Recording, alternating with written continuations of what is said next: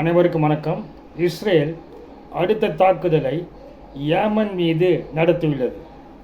அதாவது லெபனான் மீதும் தற்பொழுது தாக்குதல் நடத்தி வருகிறது. ஒரே நேரத்தில் லெபனான் மீதும் ஏமன் மீதும் தாக்குதல் நடத்துகிறது. அதாவது ஏமனில் உள்ள ஹவுதி ஆயுதக்குழுவின் கட்டுப்பாட்டில் உள்ள ஹேடைடா என்ற துறைமுக நகரமும் ராஸ் ஈசா என்ற துறைமுகத்தையும் இஸ்ரேல் வான்வெளி தாக்கல் நடத்தியுள்ளது.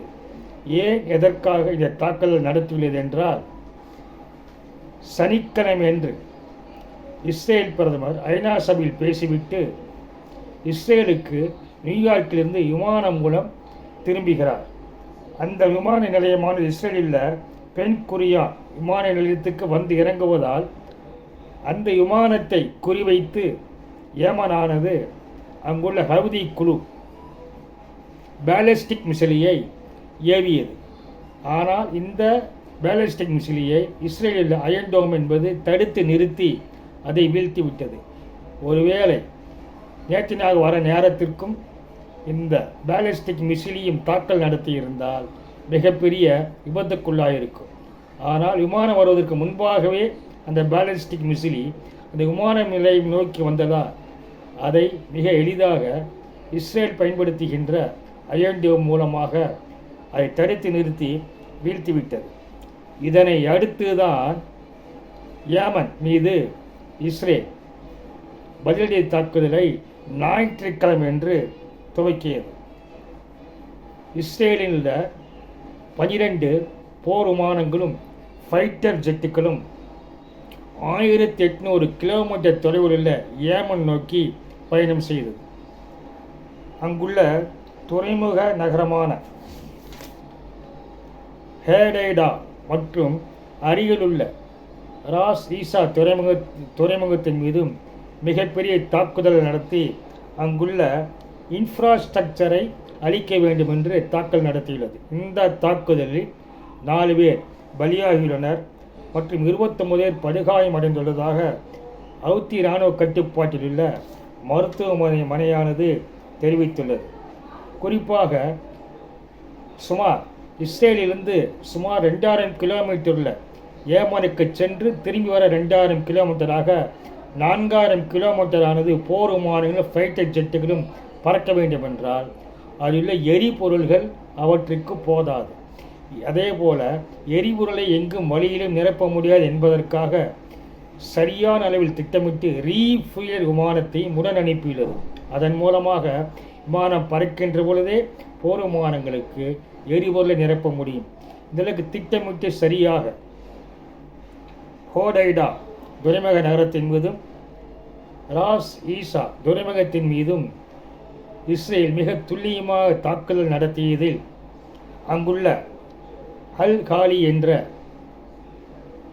மின் உற்பத்தி நிலையமானது மிகப்பெரிய விபத்துக்குள்ளானதால் அந்த நகரமே இருளில் மூழ்கியது மற்றும் துறைமுகத்தில் உள்ள ஆயில் டேங்கர்கள் தீப்பிடித்து வெடித்து சிதறியது. கிட்டத்தட்ட அங்குள்ள ஆயில்கள் அனைத்துமே அழிக்கப்பட்டுள்ளன. எதற்காக இந்த துறைமுகத்தின் மீது இஸ்ரேல் தாக்குதல் நடத்தியது என்றால், ஹவுதி ஆயுதக்குழுவின் முக்கிய எண்ணெய் சப்ளை துறைமுகமாகவும் ஈரானிலிருந்து வருகின்ற ஆயுதங்களை மாற்றம் செய்கின்ற இடமாகவும் ஹவுதி ஆயுதக்குழுவானது இந்த துறைமுகத்தையும் துறைமுக நகரத்தையும் பயன்படுத்தியதால் அதை இலக்கு வைத்து அதை டார்கெட்டாக வைத்து இஸ்ரேல் விமானப்படையானது சுமார் 2000 கிலோமீட்டர் பறந்து தாக்குதல் நடத்திவிட்டு 2000 கிலோமீட்டராக திரும்பி சென்றுள்ளது மற்ற உலக நாடுகளிலேயே வேக்கி வைக்கும் ஒரு தாக்குதலாக பார்க்கப்படுகிறது. இப்படிப்பட்ட ஒரு தாக்குதலை யாருமே எதிர்பார்த்திருக்க மாட்டார்கள். அதேபோல் ஏமனில் செயல்படும் ஹவுதி ஆயுதக்குழுவும் எதிர்பார்த்திருக்காது. ஆனால் இஸ்ரேலானது எந்த தொலைதூரத்தை இவங்களால் தாக்க முடியும் என்று அவர்கள் உலகத்திற்கு தெரிவித்துள்ளனர். இது குறித்து இஸ்ரேல் பாதுகாப்பு அமைச்சர் யோவ் காலண்ட் என்பவர் தன்னுடைய சமூகதள வலைப்பக்கத்தில், எங்கள் செய்தி மிகவும் தெளிவானது, எந்த ஒரு தொலைவும் பெரிய தொலைவல்ல என்று அவர் தெரிவித்துள்ளார். அதாவது அவர் message is clear for us, no place is too far away என்று அவர் தெரிவித்துள்ளது. ஏமன் மீது நடத்திய தாக்குதலை குறித்ததான். அதேபோல் Israeli defence force chief lieutenant general Herzi Halevi அவர் சீனியர் மிலிட்ரி ஆஃபீஸரிடம் பேசுகையில், எங்களுக்கு தெரியும் எப்படி தொலைதூரத்தை அடைவது, அதற்கு மேலான தொலைதூரத்தையும் எப்படி அடைவது, அந்த இடங்களை எப்படி துல்லியமாக தாக்குவது என்பது எங்களுக்கு தெரியும். இது வெறும் செய்தி மட்டுமல்ல, இது ஒரு நடவடிக்கை என்று அவர் கூறியுள்ளார்.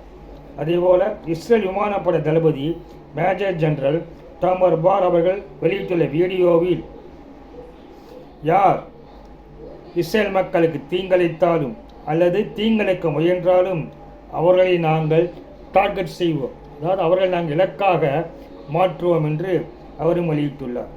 அதாவது ஹவுதி அமைப்பும் எதிர்ப்புக்கு எங்களை உடைத்து விடாது என்று அவர்களும் தெரிவித்துள்ளனர். அதாவது ஏமன் தொலைக்காட்சியில் அப்துல் மாலிக் அல் ஹவுதி பேசுகையில், நஸ்ருல்லா கொல்லப்பட்டது வீணாக போகாது என்று தெரிவித்துள்ளார். இதற்கு முன்பாக கடந்த 11 மாதங்களில் இஸ்ரேலை நோக்கி 220 பெல்லஸ்டிக் மிசிலி, குரூசி மிசிலி மற்றும் ட்ரோன்களை ஏவியுள்ளதாக ஹவுதி ஆயுதக்குழுவை தெரிவித்துள்ளது. இசுபுல்லாவோ நாங்கள் அதோடு ஒருங்கிணைந்து உள்ளோம் என்பதற்காக தான். அதேபோல ஹமாஸோடும் நாங்கள் ஒருங்கிணைந்து உள்ளோம் என்பதை தெரிவிப்பதற்காக தான் நாங்கள் தாக்கல் நடத்தியுள்ளோம் என்று அவர்களும் தெரிவித்துள்ளனர். அதாவது இஸ்ரேலானது ஒரே நேரத்தில் லெபனான் மீது, அங்குள்ள ஹிஸ்புல்லா மீது தாக்குதல் நடத்துகிறது. ஏற்கனவே காசா மீது தாக்குதல் நடத்தியுள்ளது. சிரியாவின் எல்லையில் உள்ள ஆயுதக்குழுவினுள் தாக்கல் நடத்திவிட்டு தற்பொழுது சுமார் 2000 கிலோமீட்டர் தொலைவில் உள்ள ஏமன் மீது, அங்குள்ள ஹவுதி ஆயுதக்குழுவின் கட்டுப்பாட்டில் உள்ள துறைமுகம் நகரின் மீதும் தாக்குதல் நடத்தியுள்ளது. இந்த தாக்குதலானது இனி எந்த வடிவில் மேலும் அதிகமாகும் என்பது இனிவரும் காலங்களில் மட்டுமே தெரிய வரும்.